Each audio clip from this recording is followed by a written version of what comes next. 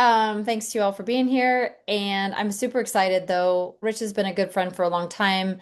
He was a paid consultant for a long time because I definitely felt like I needed some leadership help. And it was back at SOPMED, I guess, when we first started to work together. And so that was an investment we made at the time, was for all of us some good leadership and business consulting. And then when I became Med Masters, I continued on with Rich. He helped me with that transition. And then now that I'm Ozone Training Academy, we're more like colleagues, and we spend a lot of time talking about our clients respectively and also business respectively. He's got lots of experience in marketing and sales and works with completely different, like a variety of industries. And so, he's just a great resource. And I spent a lot of time, um, just trying to understand the world with him. He's so good with people. That's his real niche. That's what he's studied. And so whether I'm, in a lawsuit, unfortunately, or whether I've got staff I'm trying to hire, or whether I'm trying to figure myself out, Rich has just always been a good, a good insight. He's just so kind and God-fearing and really wants to help people. So, um, looking forward to having him on. We might stall here for a second as we let other people get in and let him get here. I'm sorry about that. If you guys need to grab something, grab some water, grab somebody to come listen, grab a notepad. Rich is logging in now. Good timing when you just said that. Yes. You missed your intro though, that I thought was so good, if I do say so myself. How's that? It's just so easy with you. It's just our relationship. I was just thinking, how long's it been? Mm. Oh, For good Lord.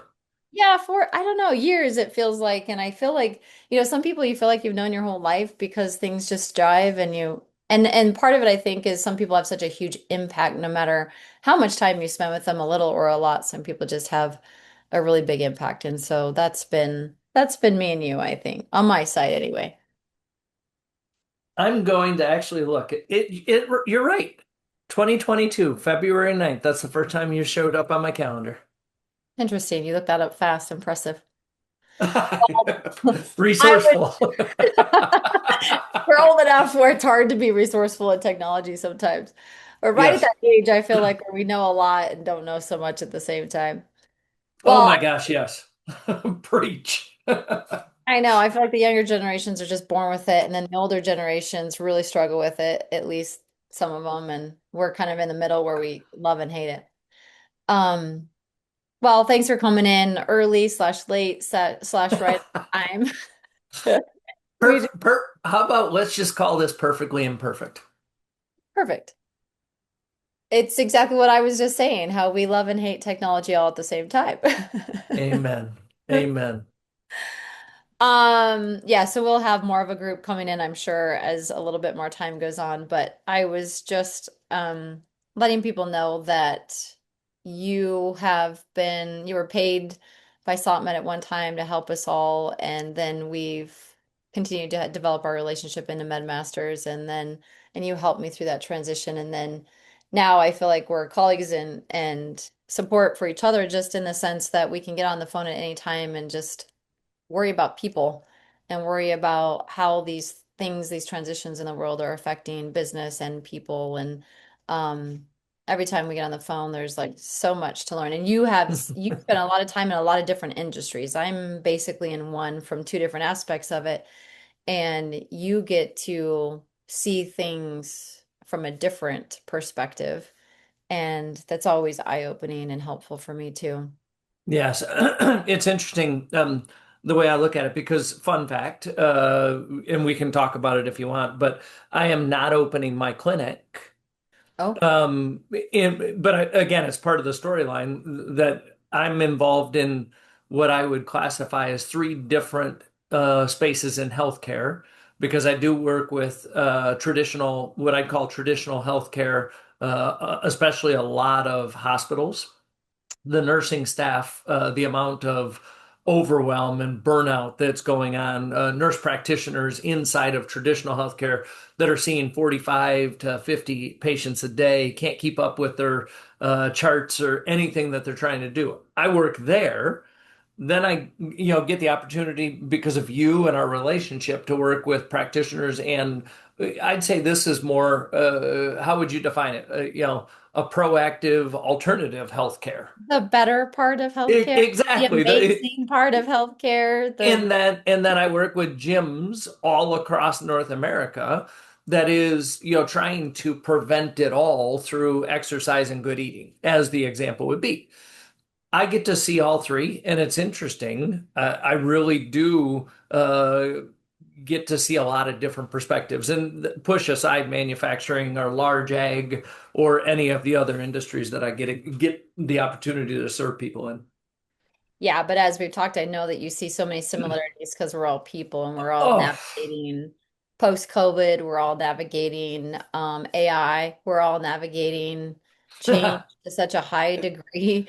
These are just challenges. And you and I went back and forth a few days ago about like these emails we send out to let people know what we're going to be talking about and hope to inspire you to come learn. And you sent me your approach to it, and then I tweaked it even more because I am in a practice now. And it's another perspective of seeing patients, but also having those in our office that we work with. I wrote like we've got good patients, we've got good staff, we've got good team members, we've got good services, we've got good providers, we've got like the bones, and then at the same time, why does it feel so hard on some days? Why does it yeah, feel such a struggle?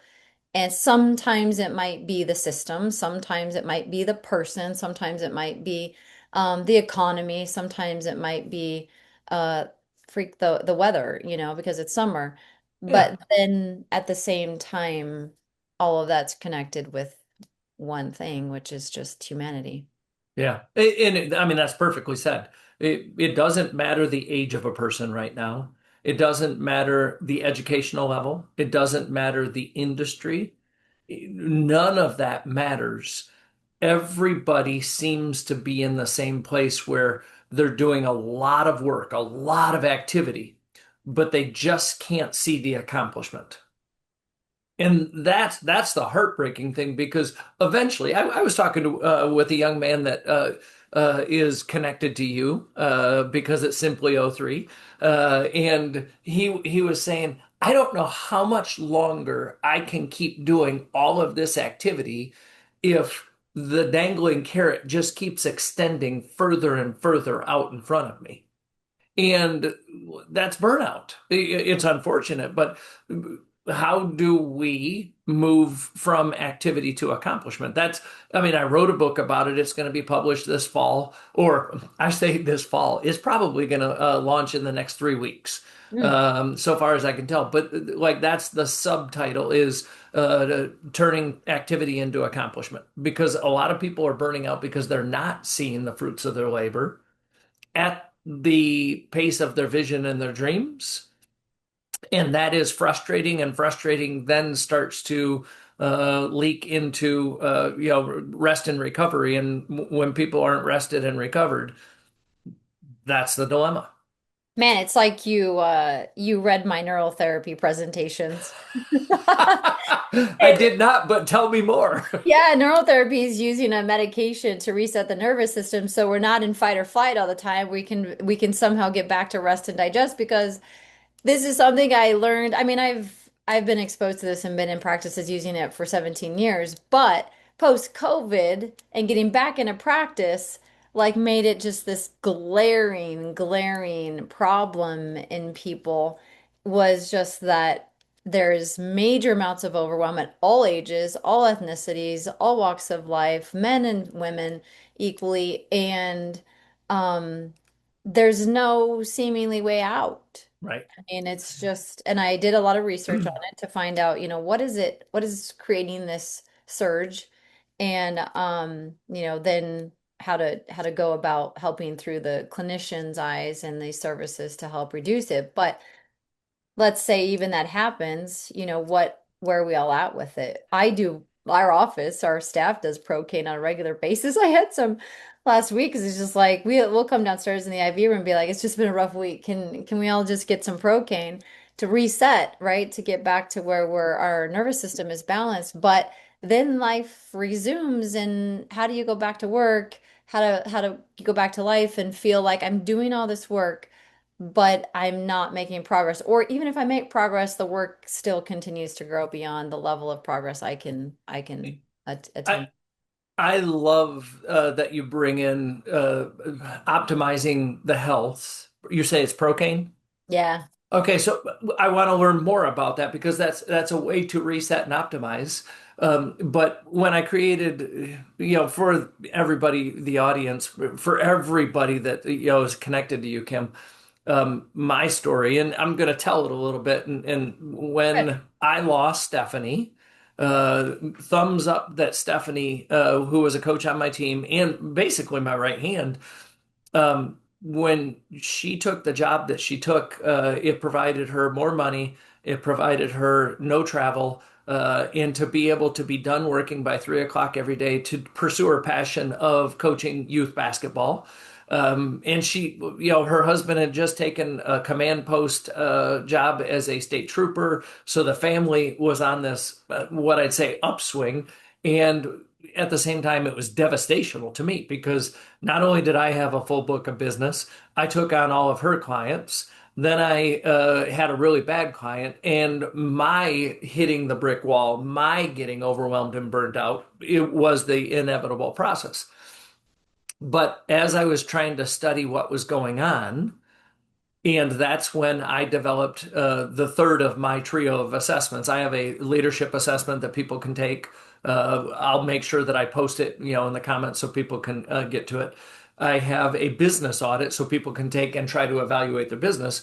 But the inner capacity assessment taught me something different than like I want to learn how we blend what I think is the key for me using development as a tool with your thoughts on medicine because I think that really truly optimizes people. But it was the weirdest, simplest thing, and you already use fight or flight. I agree with that sentiment. But one thing that has become awkwardly revealing to me is that 95% of over 1,000 people that I have taken an inner capacity assessment have acknowledged they have no written plan for success. No written plan. And part of it is when you do your reset, you've got to go back to the plan and you've got to immerse yourself mentally. You have to have the mental health. I say you have to be mentally healthy enough to not allow distractions to come in first thing in the morning. You have to look at your image of success. You have to look at your success drivers and the things and you have to look at your calendar every day and say, this is how I'm going to be successful today, and you get to start stacking wins one day on top of another. But people that don't have a plan become reactionary and firefighters to the day, which is causing them to forcing them into fight or flight. I was listening, gonna ask the question. So the way I heard you say that is if you don't have a dedicated intentional plan, then distractions are inevitably going to win out. Yes. And Yes. yet most people don't have a written plan for the day. I think in some ways it's like that's because that would add on to the overwhelm. You want me to sit down and write a plan? Man, I have such a story to tell about this. But if you don't sit down and write a plan, or if you have to take the time to write a plan, now it's adding more to the to-do list and just more overwhelm. And yet I'm sure you're going to lead into, but if you have a plan, now you can say this is deserving of my time and energy and this isn't. Right. And that's a way to prevent the fight or flight. So we've got practitioners on here that own Mhm. businesses. I can see everybody's name. I think everybody's in the same category or starting businesses, right? Starting their practices. So they're providers. They go to school for medicine. They learn how to diagnose and treat patients, and then they want to start a business in this best side of medicine. And they want to help people, right? That's the desire, but they need support. They need people. They have all the other stuff of business, which is taxes and accounting and paying rent and all the stuff. And then they have also their own health, their own lives, their own balance within themselves. So, I mean, any business owner has that. They've got their family life, their work life, Mhm. and then the skill, the thing that it is that they're in business for. Right. So, with all these different businesses that you've been working with and spending time with, um, how we titled this being under-resourced. And I mean, how does that happen? What's the biggest piece of advice? Are we starting with making a plan, or are we starting knowing where you want to be? Are we starting with, where does it You- start? you're ultimately the starting point. It's I want to simplify things. You know me, Kim, and to the attendees, I want this to be a simplified conversation because if we get too fast, and I'm known to get too fast and build too many ideas too quickly. If I simplify it, every person that wants to go to pick your favorite place in the United States. Michigan. Ah, okay, we're going fishing One next of month, them. right? One of them. Yep. Okay. So you want to go to Michigan. Okay, now stop. Where's the X on the map that says you are here? You're in Idaho right now, right?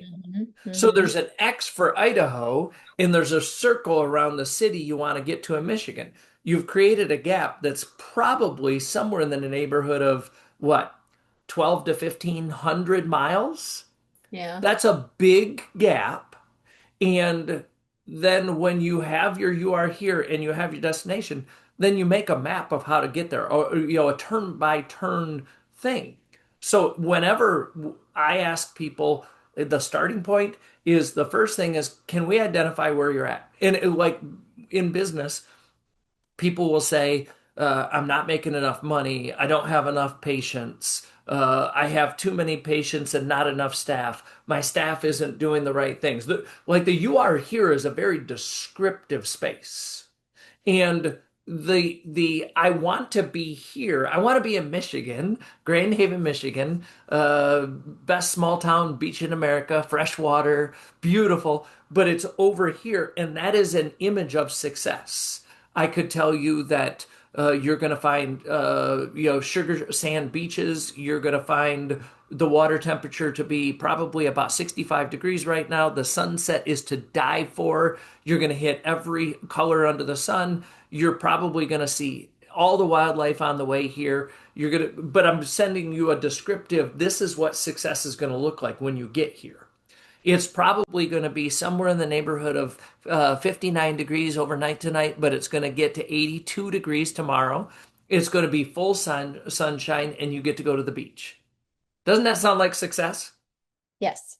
I That is want it. what a business has to do is because if people don't have clarity, if the first person is the business owner, they don't have clarity, then they won't be able to assemble the structure and the stability for the business to run on. They won't establish boundaries of what to say no to. But if you don't have clarity, then anybody that's with you won't feel safe.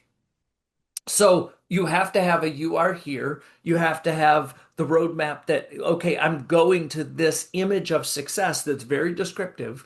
And then I have to build the plan that's going to close the gap between Idaho and Michigan. And most people don't start there. They start by just trying to go too fast and pick up steam and momentum. But that's the image of success is what you should be focused on every day. And if you accomplish your image of success, then your image is too small, and we should make a new image of success that's bigger than you are. But we're always chasing something, but we have to have a focus towards it. That's what most people don't do in the beginning. Now, when I talk about my business assessment, my leadership audit, and my intercapacity audit, that tells me you are here. It inside of 15 minutes, people can finish all three assessments. Inside of 15 seconds, they're going to have a gap report, and I can tell each person what their three biggest gaps are to success. And it's because I'm looking at it from a depleted nature. They're telling me where they're depleted, where there's deficits. That's where fight or flight resides, is in the deficit of energy. You build the energy back up is the first thing you do. You don't you your plan is first I have to be in a state of gratitude, because if I'm in a state of frustration, I'm not going to drive to Michigan or fly to Michigan because I'm too frustrated that I'm sitting in Idaho, as the example would be, or my business. When people are focused on what's not going right in the business, they're not focused on where they're supposed to go in the business. Do you find that business owners tend to be the group that lacks the most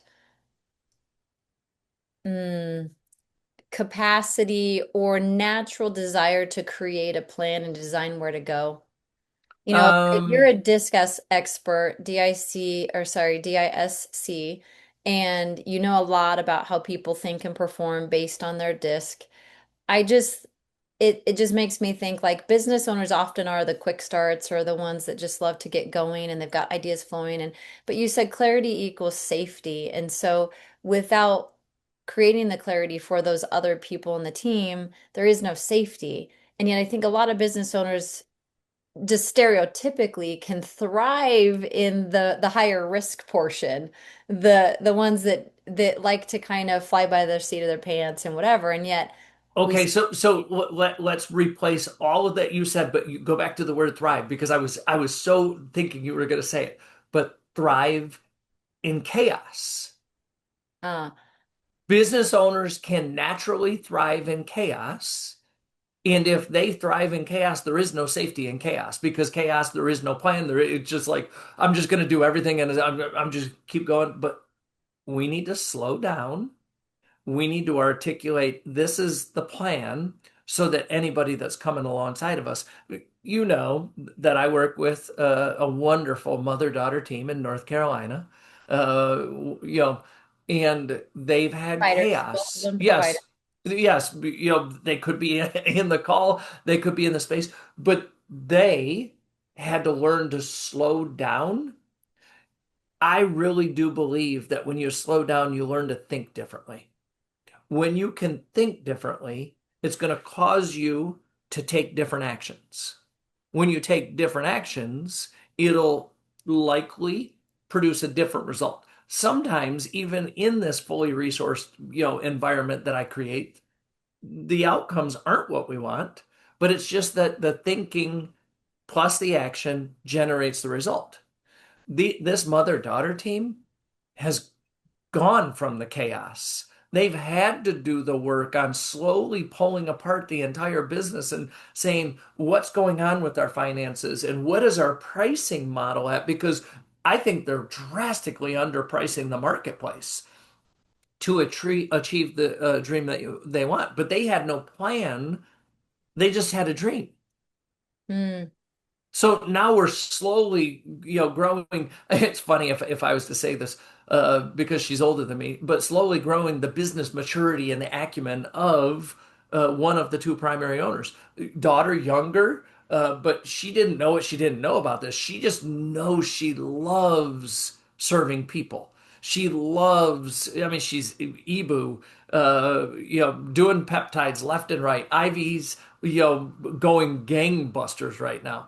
The growth that she's had, she now has three RNs or nurses on the team, and all of them are thriving because now they have clarity and they feel safe in the environment. Where past people just didn't feel safe because she had no plan and it was chaos. Oh my goodness, I wish they were here. I Me too. just I was talking with Megan and said you should be there. You could I talk didn't about even think this. I spent like 3 hours with her today to prove your point. And I spent 3 hours with her last Wednesday. So she had two nurses on training last week, and they'd been with her for quite some time. They had done EBU. They knew it's so interesting. They knew so much about our IV practice. They knew about ozone, and we just were showing them a slightly different way, the high dose system. And they were quick learners and they were prepared and they showed up well. Well, today it was a brand new nurse. She's only been there 3 weeks. Yeah. And I can't say that the gap between the girls that had been there a long time and the girls, the one that had been there 3 weeks was all that different. I'm sure in areas it is very different, but Megan, the owner, one of the owners, one of the providers she's talking about also said, we're in a slow phase of IVs right now. I think it's the best time to teach her EBU and other things because it took so long to teach these other nurses simple procedure, not so simple, but simple procedure because Right. we were so busy. We were going so fast that we couldn't slow down in order to teach it well. And now she's bringing on a new nurse that's only been there 3 weeks and has already learned. I mean, she's got to refine it and she's got to get more experience or whatever, but she's already learned so much, as much possibly as those that have been there a long time. But they did so well today. Just Yeah. she's only been I, there 3 weeks. I love to hear that because it was only 2, 3 weeks ago that, again, when this third person was hired, but Megan had just come back from a week in the mountains of North Carolina. She had to get away from the business to work on the business. We spoke, I think, probably 3 or 4 times during the course of the week because she had questions on things that she was working on. But it was interesting. She never once thought about, what could go wrong while she was gone because she was so focused on digging into the plan. When she got back, she said, Rich, so I found that the refrigerator was a mess, the countertops were a mess. There was a couple places where, there was a little blood splatter here and there, and that's just unacceptable. And I said, well, you said IVs are slow right now, right? This is your time to teach people your standards. This is who you are, and this is how your IV rooms, your back room is run. So it's great. I think I find great joy when I find people doing stuff they're not supposed to be doing because it reveals to me where they're at. And now we have a new starting point. There's a new X. You're no longer in Idaho. You just went to, I don't know, I made it to Cleveland. Denver finally. I No, no, no. You're in Even further Cleveland, than the armpit of America. No disrespect to anybody if they're from, but you're in Cleveland, and it's like, I didn't want to go to Cleveland, but that's where she found it. I said, Megan, but that now you create a map from where you found them to where they're supposed to be in your image of success. You go back to your job descriptions. This is to credit why she's become so successful at developing even this third nurse is because she has job descriptions. She has a vision of what the business is supposed to do. She has a metrics and a dashboard of how many people they're supposed to see per day. She has expectations from Chelsea at the front desk of how to communicate who they are seeing. Everything is up front instead of people trying to react and thrive in chaos. And Now I that, worked with her on the medical side. She's got her SOPs and she's got all of her formulas laid out and she knows she does right, a lot of oncology. So she's got all of, the nurses know treatment one, treatment two, treatment three. It's all been previously laid out. So once they come in, she's got the people and process and medical side of this. But as you're talking, I'm still thinking, okay, so right now I hear a lot of offices saying that their IVs are a little bit slower. And yet I'm not sure, just like Megan had to get away, I'm not sure we feel like life is slower. right. Like there's areas of business that are slow, but how do we assess what is really slow, like being busy versus actually doing something that's going to move the needle or matter? Yeah. So if I was to take a step back in that question, I want people to know more about, the four shifts that I talk about in the book. And this is what I coach to, this is what I live by. There are four principles. Principles to me are things that you can't argue. They're just truths. The first principle is you have to lead yourself. The second principle is you have to lead others. The third principle, because this is business and we're trying to produce a profit margin, you have to lead for results. And the fourth shift is truly optional. You can make the choice to spend time investing in people to lead leaders, and that'll give you the biggest ROI, the biggest bang for your buck on how you're going to multiply things. But I take a step back and then I say, okay, that's leadership. But now, when you lead yourself and you're the owner, you have to actually look at everything in the business because if you truly want to be fully resourced to handle any environment, any moment, then you're going to acquire the knowledge and the skill because people that don't have the knowledge and don't have the skill just don't know how to do something. And you're going to also increase the standards because people that have low standards don't want to do something. So I simplify this conversation to answer your question down to there's only two reasons that people aren't successful. They don't know how to be successful or they don't want to be successful. Now, when you just said assessing, we're so busy, then we have to scratch our head. We have to stop doing everything and decide all the things I'm doing, what's not producing an ROI?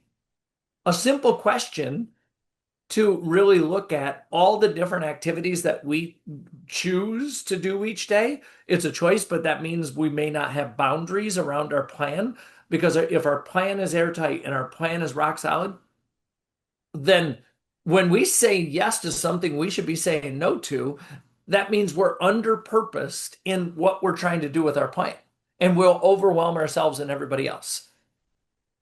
Man, I think that's so key is taking the time to make the plan, right? Where do we want to go? What does that look like? Where are we at? Then making the plan to get there. And we might need to pivot at times. I would say, well, you could say how often you look at your plan or you recommend looking at your plan.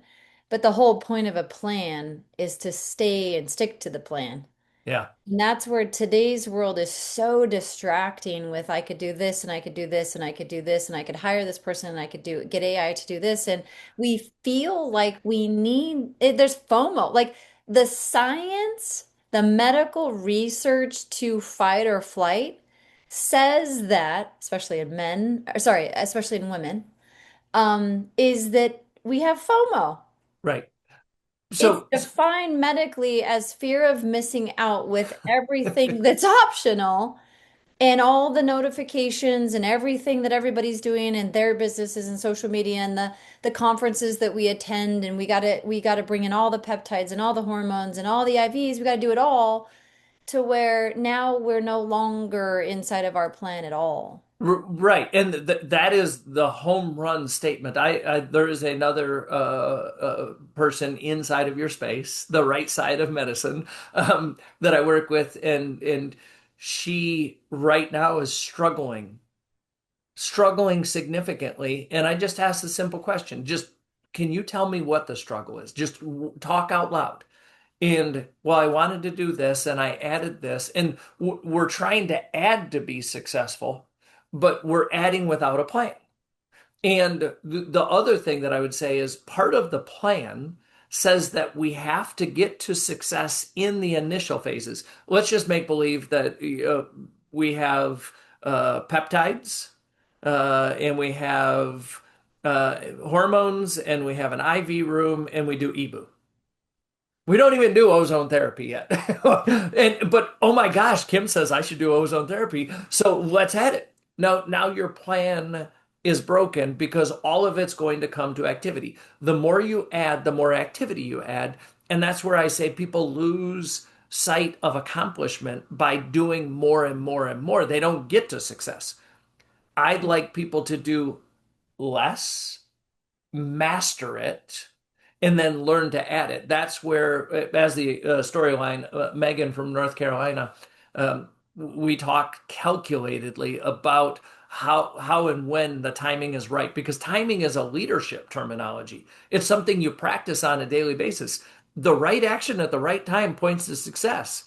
The wrong action at the wrong time points to disaster. And too many people are taking the wrong action at the wrong time and creating disaster in their business. Some people are grabbing the right action, but it's the wrong time. We're just not quite there yet. Her mother is that way right now. We're not quite there yet, but she took the action anyway, and it was a mistake. And we make a lot of mistakes in our business, but then there's other people that it's the wrong action, but it's the right time to do something, and you just miss the mark. It's like a target that you're in the outer ring, not the bullseye inner ring. Huh. But when you think about timing as those four components, of right action, right time, wrong action, wrong time, two more that I could add to it, right action, wrong time, wrong action, right time. When you really think about it, most people are creating disasters in their business by adding everything that they add out of FOMO. We have to stop the insanity. So how do you decide? I mean, you it's this weird conundrum of being a business owner where just like we said, timing could be so great, it also could be so catastrophic. And so do you have a Mhm. process? Is that part of your assessment to say, It- I mean, I look at business and say like a few things, like where do I enjoy it? Where am I staffed for it? What actually brings in money versus what is something I just think might bring in money, or it's not really logic necessarily that dictates what people buy and what they want. So I think those are probably the biggest three things I look at. You said your third was my first. What I recommend to everybody, every client that I work with, know your finances. When you know your finances, you know your revenue streams. You know, like it's got to be so detailed.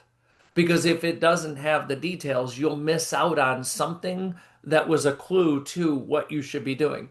If Megan's IV room is half of her revenue, then double down on adding nurses and going after marketing and learn how to do marketing to generate more IV patients coming in the door, because that can become even stronger than a half of your revenue, all the while filling in with other products that are already inside of her financial rank as the second, third, and fourth best things. But people do need, we have this, we want to add more. We have to evaluate our finances and figure out what we're going to stop doing, because it makes absolutely no sense. Most people don't do that because they're afraid they'll offend that one person that they like that, or they hope that they're going to get three more patients, but they haven't had a new patient in 6 months. That's the flaw. Yeah. Yeah. Um, do you mind if I share my little self-experiment that you know about from last fall and just Please. I learned I did two things, you guys. By the way, we got on early today because our timing was messed up between Zoom and email. So if you're just joining us, we've been talking for a few minutes already, but it's been recorded. We'll send it out to you and you can get the stuff that we've already talked about. And Rich, do you have an end time here since our time's all wonky? Are we okay? We are okay. Okay. I I am one of the more competitive people that you'd meet, and a lot of time, the Rich laughs. A lot of times the competition is with myself. And I just sometimes I think I do it to get because I'm bored. I'm bored with something, or maybe it's something when the rest of life feels complicated that I find something that I can control. And I focus in on that. Maybe it's my OCD. I don't know. I'm sure a lot of you are similar. So it came like I want to say Q4 last year. And I was like, I don't need to, but I'm going to put myself on a budget and a diet. I did both. Diet, I was not trying to restrict anything per se. I don't need to lose weight. I was doing both to simultaneously say, what do I need versus what do I want? And to try to just simplify both of these things in my life. And some of it is still with me, 3 quarters later, because it's fascinating to say, what does society say that we need to do? What does our emotions say we need to do? And what do we want versus what do we really want? And so when you really file that down, it was fascinating, and I made things so simple. Like I'd go to the grocery store every Sunday. I would buy the same thing to eat every single day. I would eat the same thing every single day. And when the choices were no longer necessary because I'd made the choice once. I had made a plan. I went and I bought it. I did not even look at anything else. The time in the grocery store was much less. The money being spent that was the lowest my credit card. I put everything on a credit card, right? That was the lowest my credit card monthly things had been since I was in college. And I was eating so well because I wasn't distracted by all this other stuff. The fascinating thing on the finances was when I looked at all this, I thought, can I really do less of this or less of that? Like I enjoy life. I want to be less restricted. But when I figured out, and looked at it, and I have a wealth management company that I you know, offer to all of you all as well, Wealth Factory, and I work with them. I pay them money to help me understand this stuff and go through it. When you really lay it all out, it was like, oh shoot, I am spending way more here than I thought, way less here than I thought. So what if I make these shifts and it became double or triple the amount when I got rid of the things I don't really need that I thought that I did? And it stuck with me. It created new habits that now life feels more simple in both regards. And it was Right. all about assessing what's really necessary versus, and there were still wants that I kept, right? There were things I decided this is where I would put my time and money, but I got rid of a lot of other noise in a lot of other ways. So when you went through it, let me ask a question, and this is more me taking on the persona of a coach, which I love helping people. When you went through it, how did you feel when you started seeing the fruits of your labor? You started, seeing, a little bit of success in this. Well, it's two things. Like we started out saying we feel so overwhelmed with everything. I think we like to use the example, we end up in the grocery store just trying to survive. And you end up making really poor decisions because you just need some food and it's just got to go on the shelf, whether it be for you or your kids or whatever. When you've taken time to create a plan, it doesn't feel that way anymore. You're no longer Right. in fight or flight, literally walking through the grocery store. I mean, it's Right. really interesting how life is so complex at this point are so busy at this point that even those simple things have become difficult. But again, move forward from there, and you started like seeing success, feeling successful. You started seeing you saved money. Your health improved because you That was part of the simplified. success, though, is feeling less stressed. That's I Like think that that's my happened point. so That's quickly. I think that's my point because when you bring up fight or flight, you're talking Maslow's hierarchy of needs, and Maslow's hierarchy of needs has four deficit categories, and whatever wherever the lowest category is that you have a deficit, that's where you actually have to work on adding to. Well, your energy, your was probably you were frustrated by the food you were buying. You were frustrated from the money, but you go up one level. You had no plan, and that's why you were buying bad food and spending the money you were spending. When you went up one level and you fixed it, your energy got better. You got into a space of joy, gratitude, love. I teach this inside my book, Fuel Your Leadership. The first letter F is firm up your character. We'll talk about that in a minute. But understand your emotions. And there are five primary zones of emotions. You went from being frustrated with how you were eating, frustrated with how you were spending money, which is zone four. Based on the work you did, you went up to zone one, which is joy, gratitude, love. Like you felt phenomenal doing it. Yes, it didn't take long either. I think the thing is when there's a plan, you don't have to you don't have to think and you don't have to worry and you don't have to feel overwhelmed and you don't it's like it makes all the other choices so much easier because it's Yes, easy. Does this follow my plan or does this not? right. And If I do and this now, I know that it pays off later. Like it the simplifies to create the plan. yeah, the plan created boundaries. Yes. Most people, when they don't have a plan, they have no boundaries and they say yes to too many things. And again, if we're talking about how do you improve your business, it's the same context of how do you improve your health through the food you buy? You make a plan. How do you improve your finances? You make a plan. How do you improve your business? You make a plan. So the evaluation of your finances, the evaluation of is the evaluation of you are here. And Hmm. then you can say maybe what's working, what's not, right? Based on money, based on what feels good, meaning like, this is where I find joy, these services or these people versus others. Right? Um, and that allows you to be part of the plan, right? Got to get rid of this, got to get rid of this. And those Right. hardships, you taught me this best of all, like the things that feel hard, once you get through them though, the easy's on the other side.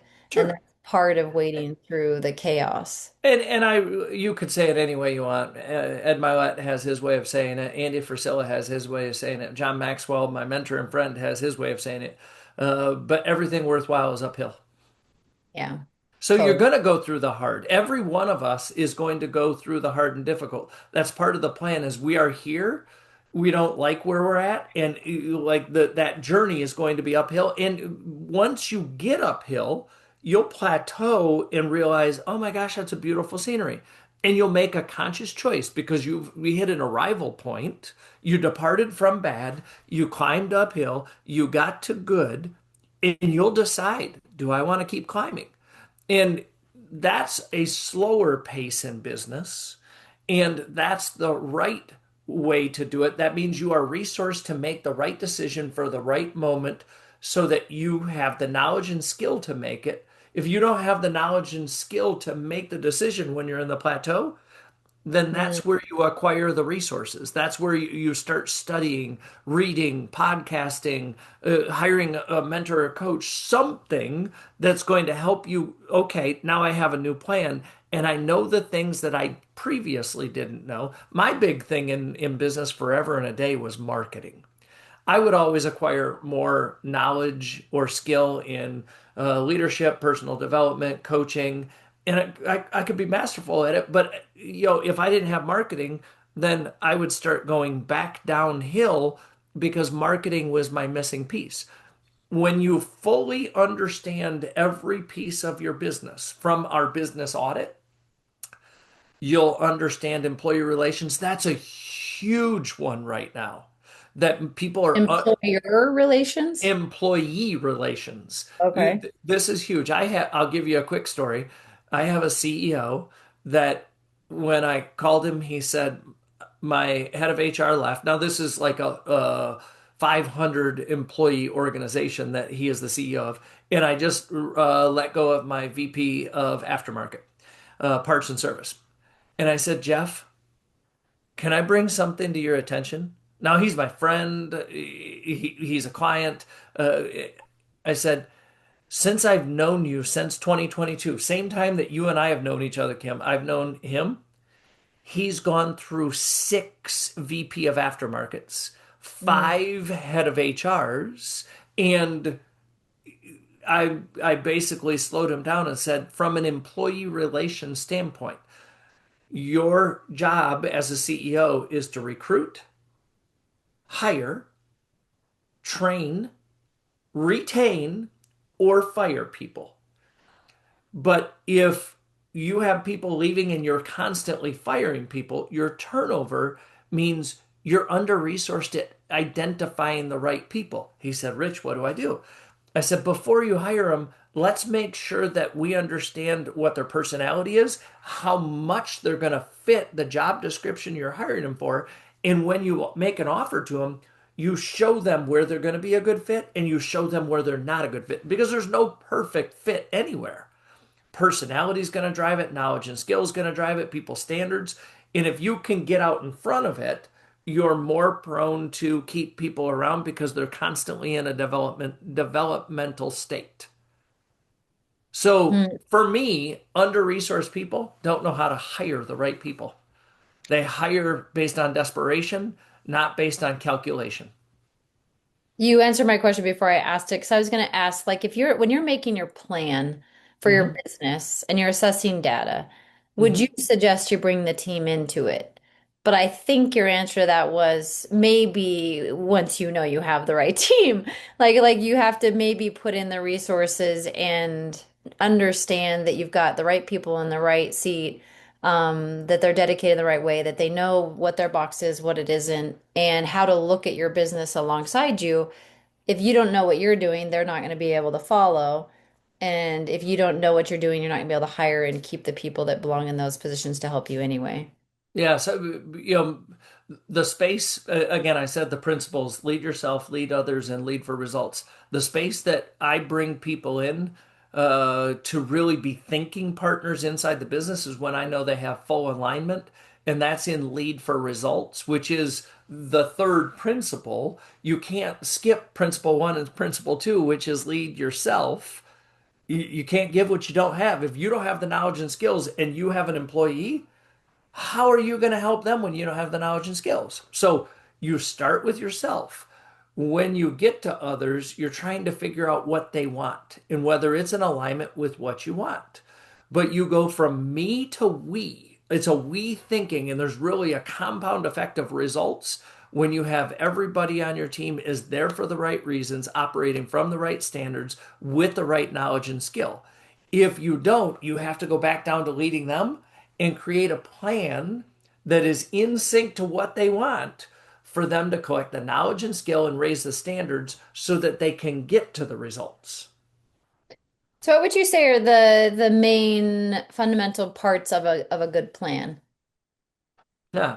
Have a image of success, know where you're going to go, know what's going to drive you there. That driving is activity, and the right activity, and know what the marker points, the success markers are. That's like a goal. But if you have an image of success, you have success drivers, the activities that prime to you to get to the success markers, the goals, and you have somebody that has high standards. When we talk about high standards, I'm broken, sad over the state of our country and our world because in the divisiveness of what we're saying, that's just a really low standard. If I think it's good for me to take away from somebody else because I don't have enough, meaning like I, you've got something like a happy disposition. You're happy and joyful. I'm going to tear you down because I'm not happy. That I don't need employees. I don't want employees that are going to come in and tear people apart, subtract and divide people. That's somebody that is not in alignment with what the image of success is. So their standard when it comes to their energy is they operate from frustrated, doubt, worry, blame. You can't have an employee that's there without acknowledging that they have to work towards being a place of gratitude and joy for being there. Because, again, simple terminology. I believe approach plus actions equals results. If your approach is negative, your actions won't will be in alignment with the negativity and your results will be piss poor. If your approach is positive, I'm happy and joyful, I love what I'm doing, and I'm doing the right activities, your results are going to be good. So is that found in the individual? Because we talk about the state of high ethics and high standards, or does it lie in the culture of the leader? I think I'm going to answer it both, Kim. You asked a great question, and uh, I'm going to slow down and say what you want the culture to say is that everybody takes ownership and is personally accountable to their dream and their vision and is in alignment to the company. Because if I've got too many. I work with this owner and his leadership team. He's a clinician by trade. He has 75 clinicians on staff, 3 locations. Clinicians are touchy-feely. They're people-oriented people, so they're not doing the activities they're supposed to, and they're not getting the results that they're supposed to, but they sit in the middle of leading each other with kumbaya. Moral of the story is you have to be in alignment and you have to get results. Somebody that's not is not taking ownership. They're not accountable to it. And that's probably somebody that you either need to coach them up or coach them out. So I really want a culture where individual ownership is it's not going to be born, it's developed. And you champion showing them how to do it, but they do it. They take ownership for their attitude, for the actions, for their thinking, for the standards that they operate by, the belief in themselves, everything about it. When they take ownership, then you're gonna start to see some amazing results in your business. But most people, their standards are too low. Yeah, and I think probably everybody on the call has felt that just whether you're a consumer or Right. whether you're an employer, it's so difficult to find what we would call like good people, just hardworking, show up on time and be energetic and be positive and contribute. And even in healthcare, where I would say that's the definition of somebody, or why somebody goes into healthcare, it's become increasingly difficult to find that. But slow it down. I agree with everything you said, and I'll also contradict everything you just said right now. Because I do believe that leadership can be found in extremes. Leadership isn't found in playing the middle ground. You have to be optimistic, but you have to be realistic. You have to be, have a vision, and you have to be detailed. So everything is found in the extremes. And I'm going to tell you that if I believe people are good, I believe that we are all created to be amazing humans. We make bad choices in bad environments, but I believe people are good. Why do people that we think are good become bad? And it's because they don't feel safe. And they make bad decisions in their fear or lack of feeling safe. And how do you make people feel safe? You give them total clarity. You give them the entire picture, the image of success, the job description, their skills, knowledge and skills, their natural tendencies from their disc. You give it all to them and you say, I know you're going to do great. If you don't do great, it's because you lowered your standards. I want you to keep your standards up, but your standards are your choice. I can Reminds only me of help. David, sorry. Go ahead. Reminds me of David Goggins in one of his books where he's just like, who is in your foxhole? The ones who hold you accountable for the things that you want, meaning if you don't succeed, now it's on you because you didn't want to or you didn't show up or whatever.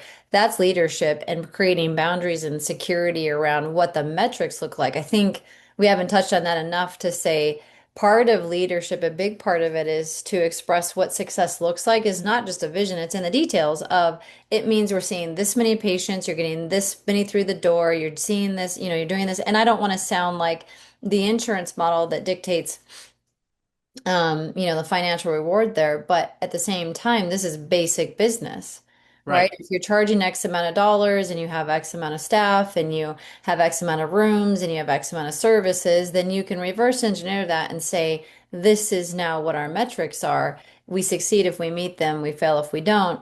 If we're failing too often or for too long, then none of us get to be here. And so the metrics, I think, really state they tell somebody clarity. I either Yes. succeeded or I failed. And Well, that and safety that a lot of leadership positions, whether it be parenting or coaching or whatever, we don't want anymore. We want everybody gets a trophy. We want everybody wins. We want to see everybody's heart. We want to believe that they can do it, which is all great. At the end of the day, though, how does one not just perceptively decide, but factually decide if we are succeeding or not at executing our plan? yeah, I mean, I'm going to go back to it because this is the repetitive nature, and I'll show in this time as I answer it, I'm going to squeeze down time because I think that again, I referenced our friend Joe earlier. He was lamenting over, Rich, I don't know how long I can keep doing this. And we built a strategy that he ran off of our coaching call. He texted me within 20 minutes. I already talked to my boss, you know who his boss is. I already talked to my boss, and we have a plan to move forward with this initiative. Now he's not fatigued and lamenting over how exhausted he is. So I'm going to go back to it. A success image, success drivers, the activities, success markers, the goals. When you have that, but now this is the mistake that I think that a lot of businesses are making. There's a reason that in football they don't just play 60 minutes without interruption. There's a reason for it. You know, players aren't designed to play 60 minutes full intensity. They play in four quarters. In hockey, it's three periods. In volleyball, it's the best out of five, right? Getting, with how your daughter's doing. I hope she's doing great, by the way. But every sport has its periods, its quarters, its halftime, where people can collect themselves and they can reassess. Oh my gosh, we're down 3-1. What do we do as a different plan when we're down 3-1 and we only have half the game left to go?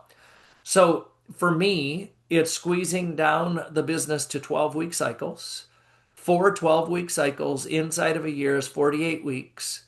We're close enough to 52 weeks. We'll throw a couple vacations in there where we get to go to the island of Cozumel and have a great time and reset ourselves, because even the 4 weeks is the week of strategic replanning and rethinking in between quarters. When people do that and they reinvent what their success image is, they look at all of the marker points because the diagnostics matter. Life happens. Yeah, I have a woman that's a chief compliance officer of not compliance, chief clinician officer of the company I just referenced a minute ago. Over the weekend, her father-in-law, had a brain bleed and they almost lost him. They still don't know how he's going to recover. Moral of the story is this quarter might be a rough quarter for her. And when we get to reassessing how the business is doing, her plan might be uniquely different because she might need to work on her energy or her confidence, her plan, or her connection and support because she's still reeling from it. Those are more inner capacity standard things. So I believe that people in my system should reassess themselves diagnostically, everybody in the organization, 4 times a year. You only have one annual plan, but you reassess where you're at each quarter to then develop the new plan. That's how you get to a planning that keeps you moving you forward. Some seasons people are working on their energy because they can't get any sleep at night. The hormones are out of whack. Dogs are snoring on the bed. I could give you everything that we got. We put a pool in this spring and they ran a generator. It was so loud for 5 straight days because they ran into a problem and we didn't sleep a wink for 5 days. But that was just real life events. But you reassess, you create your plan, and every day you look at your plan and look at your calendar, you look at the people and say, how am I going to move forward today? That is so laser-like focus. That is so mentally healthy. That is so intentional on purpose for my position and for the business. But I can't let it go 365 days on one plan without interruption because it all blends together and complacency interrupts it. Distractions interrupt it. Fatigue interrupts it. And that's when people fall apart. In one play at a time, you're going in the right direction or the wrong. And so it's a cumulative, right? If you didn't reassess or take a timeout or what in soccer they call the hydration breaks or whatever. I was, Yeah. you Yeah. mean you mean a water break? You mean a timeout? Um, Yes. okay, so you're using when I was doing a lot more coaching inside of our industry, I was like, this is all just like seeing a patient. You got to Hmm. learn a little bit about them. You got to get some metrics in front of you. You got to diagnose. Then you got to create a plan for the patient. Yes. And then you got to reassess periodically, is this plan getting us where we want to be or it's not? So you have, as a leadership coach and company, developed, yes, your book, but your one-on-ones, but also your assessments to help diagnose. And then by diagnostic and review, we get to see where these gaps are that we Right. might be having. So tell us a little bit about the assessments as well as what to do. What does this gap report tell us? Yeah. So when, again, going back to the beginning of when I probably just shared too soon, um, there are three assessments that are proprietary that I have. The fourth is not proprietary. It's the DISC assessment that you've already referenced, Kim, because DISC is big into how people are going to approach leadership. But the inner capacity assessment creates awareness of where people are depleted and have deficits inside of them, their energy and recovery, their stability and structure. That's the plan, their connection and support, and their confidence and belief in self that they will follow through. Those four, if there are any deficits to that, it reveals it. And this is just people answering the same questions every quarter. It reveals where the deficits are. I have one woman that just increased her inner capacity scores by 50 points in one 12-week cycle. And she was so proud of herself. But she's seen the fruits of her labor. Then we start looking at the personal leadership and problem solving attitude and just internal skills and knowledge of how to lead yourself and teach people how to lead themselves. We assess that and we try to figure out where is this person at in each of the uh, I'd say pillar capabilities, knowledge, skill of leadership. And then you assess the business audit. Where are the systems? What do you know about the systems? We ask the same questions and we mash it all together and it creates a gap report. Each gap report is different every time because people don't ever assess themselves the same each time because I've just asked them to be honest with it. When I get a gap report, I identify three patterns. If I was to read a gap report, I have a gap report in front of me right now. It is my own, so I'll just read it. This was by luck and happenstance but it said strength amplification. You have strong inner capacity, consistent leadership. Your internal world is a powerful engine producing excellence in almost each area you touch. That was because when I took this, my inner capacity scores were good. Pattern number two is untapped potential. Already strong leadership, business areas still developing and moderate create significant growth opportunity. You're leaving substantial growth on the table by not fully applying your leadership to specific business mechanics. I was honest and rated my sales and marketing as my weak point in this season of my business because I'm writing the book. I don't know how to launch a New York Times bestseller, but everybody, please, Kim's going to share with you the book. Please buy the book so I can be a New York Times bestseller. I've learned there's way more about New York Times bestseller than just writing a great book. That's not necessarily the goal, but then positive reinforcement loop. Your foundational self management means you're exceptionally well positioned to drive new business initiatives. I'm not failing because of effort.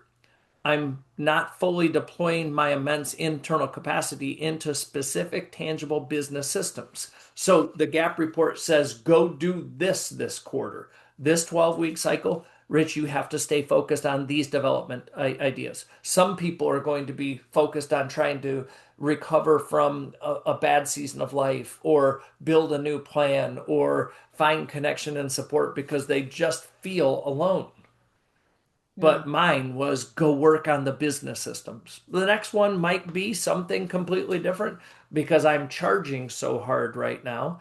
If I lose my energy in recovery and get frustrated based on the outcomes not being where I want them to be from the book in this entire fully resourced launch and ecosystem, if I get frustrated, the next gap report will tell me go work on your energy and recovery. That's a fully resource leader is they diagnostically know where to look to work on themselves and how to help others so that you can get the results no matter what the situation is. So you would run these reports, these assessments on a business owner as well as at least the main players in the business? Everybody in the business, Everybody. Everybody. everybody needs to be led.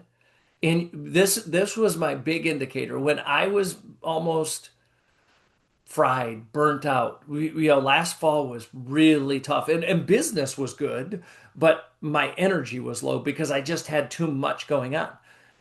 When I started seeing this, I started seeing the first clue that came out is you can't lead the people if you don't know where the people are at. If you can't find the people, you can't lead them. And so I needed a tool to find where everybody was at because once you know where they're at, that's the X on the map. What the circle of the pot of gold at the end of the rainbow, Grand Haven, Michigan. Now we have a new roadmap to get to because we found them somewhere we didn't want them to be. So I diagnose everybody in a business. The diagnostics are all free, but what you do with them is to create the structure and the leadership plan that they have somebody that's going to support them and make sure they're in alignment with the vision of the business. So how are you assessing the response to this type of thing with leaders and business, the other people in the business? Meaning we start out saying, like my practice, we got good people, we got good providers, we got good patients, we got good systems and good, well, we've got good intent and we've got good services. And yet we're all overwhelmed. So when you now come in and say, we're going to do this assessment and we're going to diagnose and we're going to take a different approach, and everybody's kind of on notification fatigue and change fatigue, and we're all just flying by the seat of our pants, it feels like. What's the best way to come into a team and say, we are going to do this a little differently? Slow down. We're going to create a better plan. We're going to work from the inside out, and everybody is going to have their own plan. You're going to have somebody that you're going to be able to show how you're doing with your plan, but everybody knows what's going on, and everybody knows where their gaps are, where their holes are. This diagnosis just reveals what it is, and this is the big thing, how to fix it. Because I have the tools and resources that I've just collected over my entire lifetime.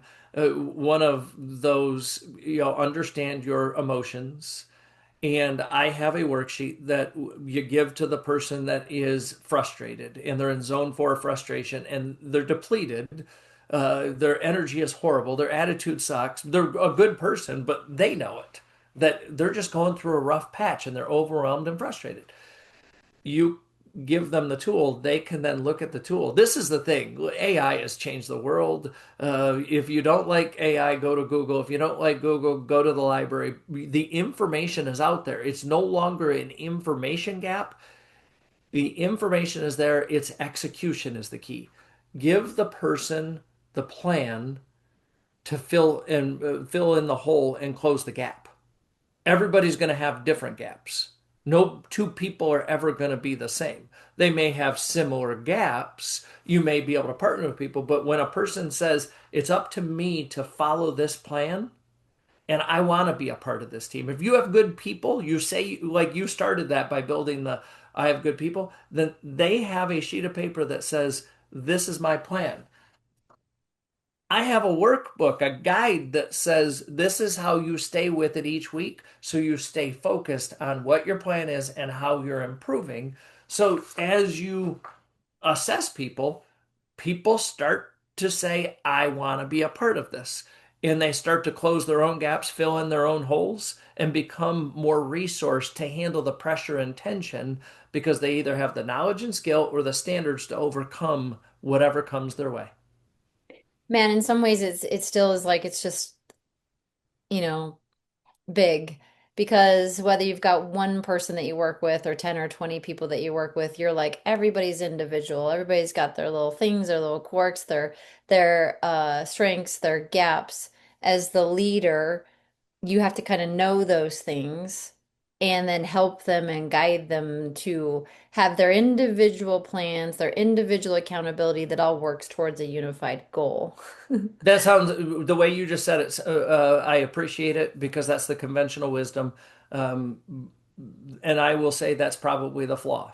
Now, I'm going to pivot for a second. Do you still use EOS?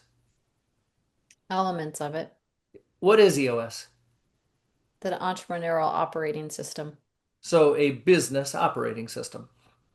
So, we have a system that runs the business from how to run meetings, how to create traction with your VTO, but we have no people development system. I mean, again, EOS, their version of people development system is get it, want it, and have the capacity for it. What I've created with the fully resourced operating system is a leadership system that now it's not the weight and burden of the owner. It's a system. We teach the system into the business, and people just use the system to get better. And that's the key is like if it is dependent on the owner to carry the person and nurture the person, that's where I say ownership shifts. Ownership shifts to the employee. They're in the system. We use the fully resourced system. We've got the diagnostics, we've got the guide. We use this, and this is how you get better. You just have to execute it. Now it's not the burden of the owner. I'm taking the burden away from the owner and putting the burden where it's supposed to be. I am responsible for me and I am responsible to you. In a bad leadership format, I'm responsible for me and I become responsible for you. I can't be responsible for you. You're responsible for you. So I shift ownership away from leaders because when I don't feel the pressure of being responsible for you, then it's part of my plan to be responsible to you, check in on you, show you how much I care, and ask you how I can help you or identify areas that I can help you. Oh, would you like to go to this class? You could acquire the knowledge and skill that fills that gap. And you would say, oh, Rich, that's so refreshing. Thank you. I was literally gonna say it like you, the way that I was thinking about it, the way I presented it to you. It's like, man, this sounds like a lot. And how do you be a leader and the provider and the business owner and the husband and the wife and whatever? And you're like, but I just took it away from you. The system handles it itself, and all I have to do is touch base with it at times. And each individual person feels empowered, and they have their own roadmap that does all lead to the same place, but it's part of a system, not because a single person is driving that bus all the time. And it provides safety to people because it's crystal clear expectations.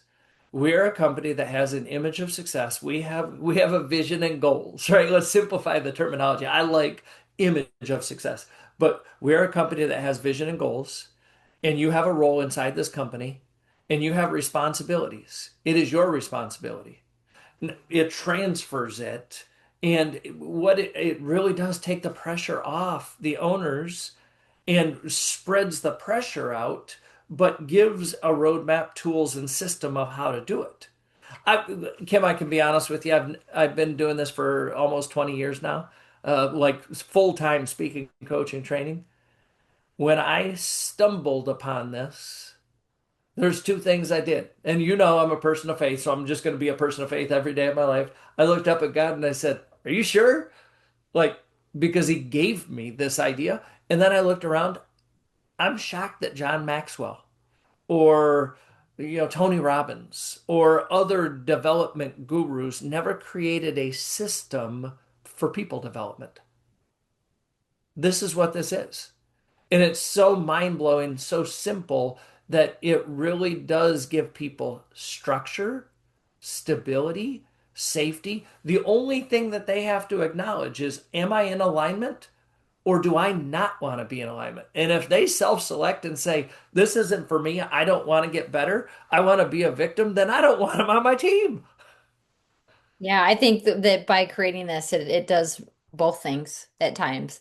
It Yes. either puts somebody into safety mode, or it safely removes them from the question of whether or not they're going to work. So when you put all this together, do you see that the businesses succeed more in the sense of culture and joy and service, as well as the bottom line? Do they, I mean, is it Yes. guaranteed they go hand in hand? Yes. Relationships and results improve. It's hard to be pissy when you're winning, right? Like, people celebrate each other. I have a company that the CEO came to me and said, and this again, this is large ag John Deere dealership, 17 stores, parts, service, sales, support, admin, the whole thing, 500 employees. CEO comes to me and says, I've never seen somebody transform a culture so fast. People are walking around talking about this stuff. And I said, that's good because do you know what else they could be talking about? They could be talking about uh, ICE and deportation and Trump and all the bullshit that has nothing to do with the business. They're walking around talking about how they're getting better in the business and what personality type they are and what they're working on. And he said, interesting enough, our numbers just got better. We just had a record sales month. No surprise. Engaged, locked in people that are having fun doing what they're doing, even at the tune of 500. He came to me. The economy did impact them, large ag and corn prices, tariffs, all that kind of stuff. And he said they're owned by an equity firm. He said we're going to have to back away from the training and development. I said it will be the single biggest mistake you will ever make in your career because the people are jonesing for it. They are looking forward to it anytime there's training, anytime there's something good to talk about, and you're going to take it away. Do you know what they're going to talk about? The fear that the company's not doing well. They went from I reduced, it was 32% turnover rate. I reduced it down to 11% turnover rate. That saves a lot of money when you're not retraining people all the time, not always hiring new people. Went down to 11% turnover. They spiked to 49% turnover in the first year after they stopped developing their people. So Huh. the ROI on this is astronomical. Engaged, happy people produce better results. So, if you've got the assessments, the diagnostics, ways to open up the gaps and then fix those gaps, help leaders through your guide, develop people and then get better results both in how we feel and how we work. Where does the coaching fit in? Do you still recommend that you need, I mean, I have a lot of different types of coaches in my life. I'm a big fan of coaching. I'm a big fan of I don't care how successful you get. You want to be around people that are at least doing what you're doing, if not doing it better and doing it in more significant ways. It's always a price I'm willing to pay. Sometimes it might be in the financial realm, sometimes in the leadership. I'm not saying we all do everything all at the same time because it is Mhm. expensive time and capacity, but where would you say coaching fits in? It's interesting. I've like because I've been coaching and I've classified myself as a coach for close to 20 years. Um, Coaching's the industry is really changing, and it can't not change because there's a lot of people that are trying to use AI as their coach. Mm, And I'm okay with that. I created my own fully resourced AI coach that understands the book, it understands the gap reports, it understands DISC, but I don't want it to have all open source knowledge. I want it to understand the system that I deploy for people to be successful in business. And then for a lot of people, that's all I provide. I don't coach people. I just monitor the conversations and transcripts they're having to make sure my AI coach is responding the way that I would want them to. So some people use the fully resourced AI coach. Some people get into group coaching. I have a group mentorship process that meets every Tuesday. And if there's too big of a group, then we also open up Fridays for it. Depends on the seasons people are in. Um, but there's a group mentorship where people can come in and they can say, okay, I'm on section 3 of the guide. Here are my dashboard diagnostics of section 3. Here's my question for you. This is what I need to know how to do. Because again, it's either they don't know how to do something or they don't want to do something. Hey, Rich, I'm in section 3. I'm really struggling. I just don't feel like this is going to help me. Oh, it's a standards issue. And I answer the question. They get what they're looking for and they sit and are the benefactor of listening to other people have discussion of what they may be struggling with. Or there's one-on-one coaching and or again full business coaching. But coaching is an add-on to, and the only reason that I think people need a coach is if they don't have the knowledge or skill or standards. They either don't know how or don't want to do the work, then they can hire somebody that has done the work to develop themselves or create something but coaching is an add-on, but I do believe coaching is going to continue to change with AI. interesting. I feel like I personally feel like one of the other benefits or one of the additional benefits is just having a live person assess things from an outer perspective. Like you're just so close to everything. It's really difficult to do that yourself sometimes unless you can work with a coach that really helps you sift through all the minutia to say, you said this, but you're doing this. Right. Or, just to keep you completely honest. And that's really hard to do without another set of eyes Sure. that's impartial to the business and so on and so forth. And again, the that if the AI coach is written the right way, that AI source can do it too, and I make sure that mine does. But I agree with you. The value in coaching. There is no value in coaching. The word coaching, there's no value because there's good coaches and bad coaches. The value in coaching is the relationship between people.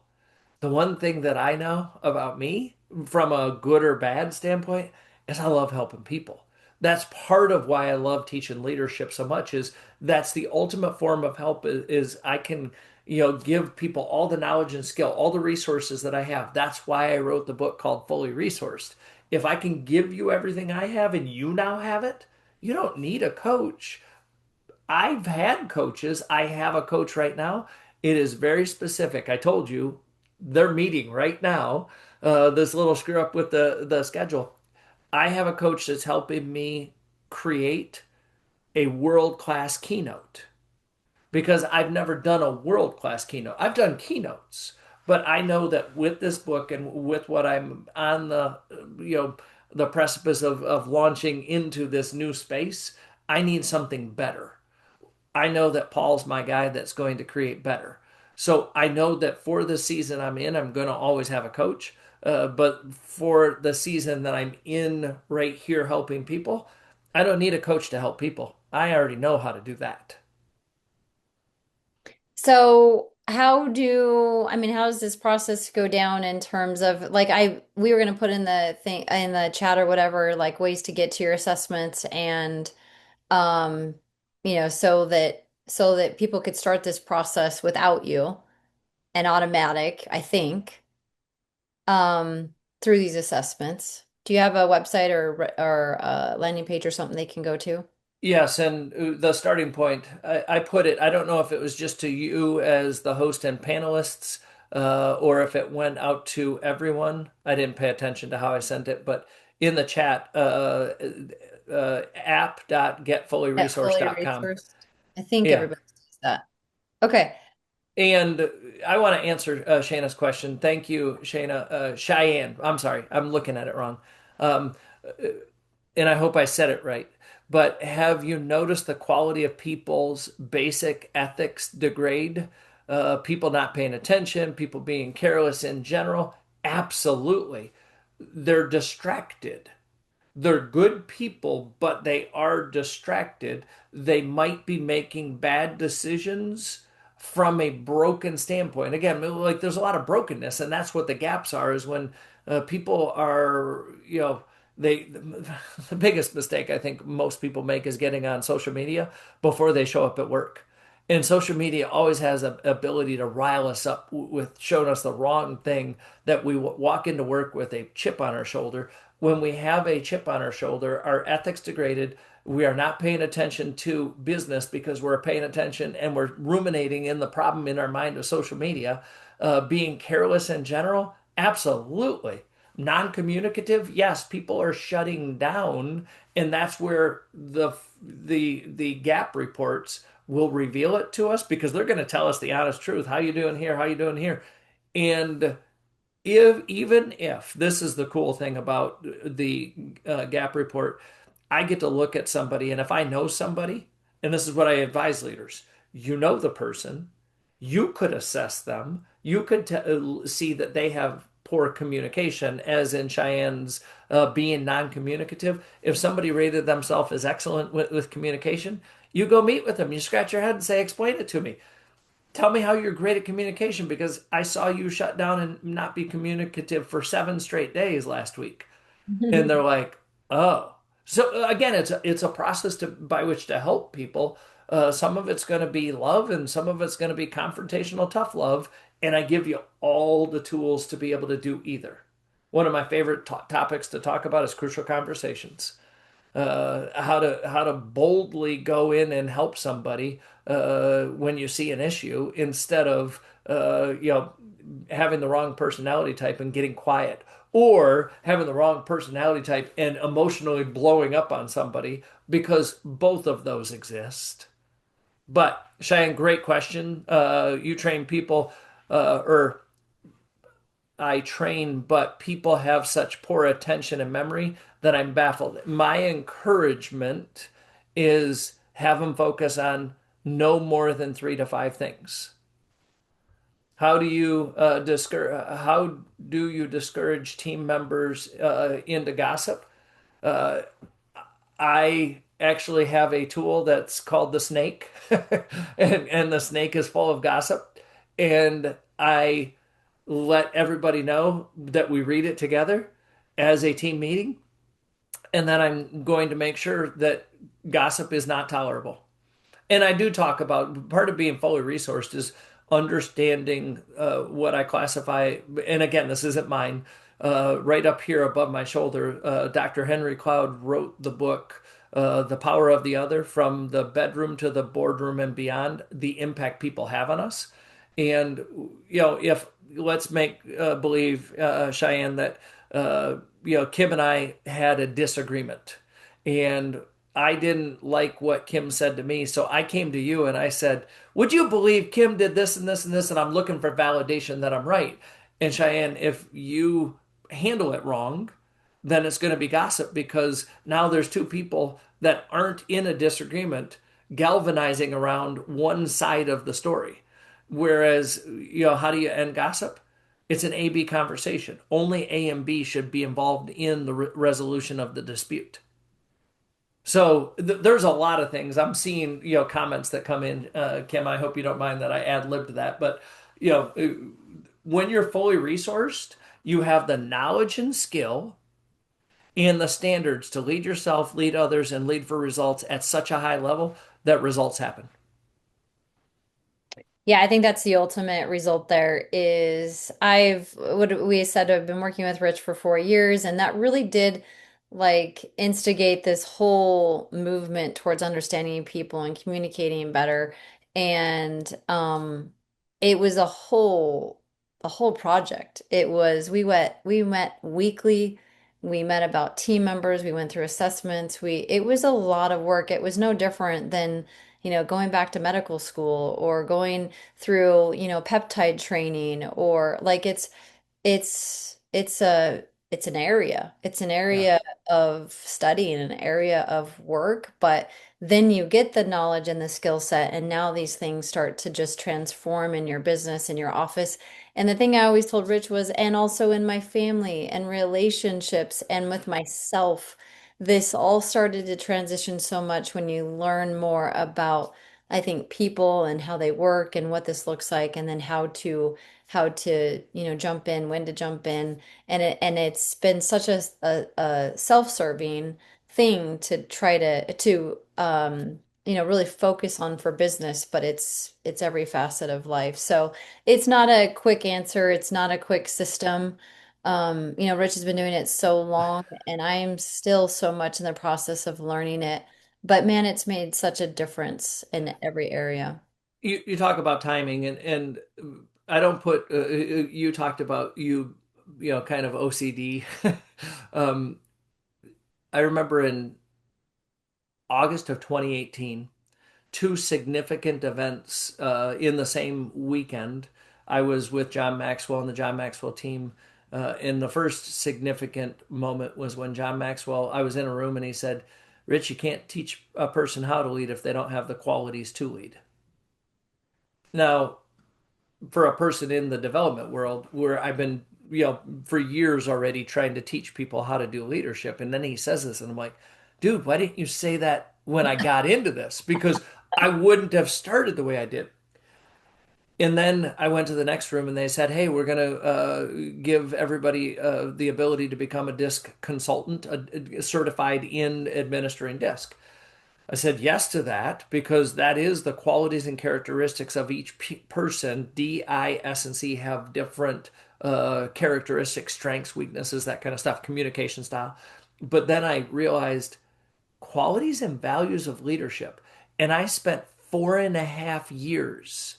Every week, I would grab a different quality or characteristic of leadership, study it, teach it, apply it, and talk about it with people. 4.5 years, over 225 lessons. The reason I tell this story is because that's what it looks like to grow and develop. That's what it looks like to become fully resourced, is where you obsess over all the qualities and characteristics. I can remember the first time that I had to talk about the quality of discernment. I didn't even know what it was. But oh my gosh, my discernment is on overdrive now, and my intuition benefits from it because intuition is just the practice of being discerning to every situation you're in. Some people just aren't gifted with the having a natural ability on these qualities. You find where your gaps are, you study it. That's what in fuel your leadership, firm up your character. It's the performance and moral characteristics that people can identify as their gaps that they get better at. Well, and that's why you find somebody. That's why you find a program. That's why you find a coach. That's why people find us as providers, is because they're looking for the shortcuts to the solutions through somebody who's been through the depths of the education to get the knowledge and skills. So Yeah. I want to make sure, I know you've already missed your leadership or your speaking, but we It's recorded. Oh, good, good, good. We've been on for a while. I want to respect everybody's time. I feel like Cheyenne is getting into these things with the different age groups of employees Mhm. and we've talked so much about that and how do you create new culture based on the age differences in your practice and so on and so forth. I feel like we could do another session on some of these things, but um I think this is it's been a great hour and a half. We've dove into so many of the elements of leadership and having good people and good stewardship over those people or with those people and what that can look like. You've got all the tools. You shared the link, which is, again, it's up there a little ways above Cheyenne's comments, which is totally Yeah, it's app.getfullyresourced.com. When people go to that, they will get to a basic login, and it says find your gaps holding you back as a leader. Start your assessment. You take the assessments yourself, and then you give it to everybody on your team. What you'll end up getting is a gap report. My team then reaches out to talk about what to do with the gap report, give you understanding of the three options and pathways forward. Do it yourself. Here's how you do it. Do it in a group. Here's how you do it, or do it one on one. Here's how you do it. okay. Cheyenne, you were right. We had it only showing for us, and so I just reposted it to everyone, but it's app.getfullyresourced.com. And Rich is part of our professional team at Ozone Training Academy. He is a resource to all of you. He understands leadership, he understands business, but he's also very heavily advocating our type of medicine. He's been in our types of practices. He's utilized the services. He gets us, and that's the whole reason he's here is to help every one of us in our practice through leadership, through people, through assessment, through coaching. And so take advantage of that. I think you can go hire a lot of coaches, you can go hire a lot of people, but somebody that you feel understands you and understands maybe more about the business that you're trying to run is an extra bonus there. So um, thank you for being here, Rich. Thanks Thank for you. all the time shifting for everybody that was here. We'll try not to make these simple errors again, but they happen and it's totally fine. We've tamed the chaos through the good conversation. So Yeah, amen. Thank you, and thank everybody for again. It's late. We're busy. Things are chaotic. Sometimes we want the rest.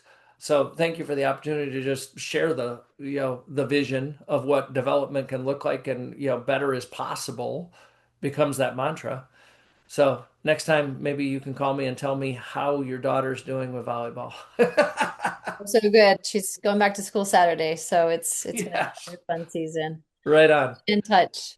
All right, All take right, you care. guys take care. We'll see you next month.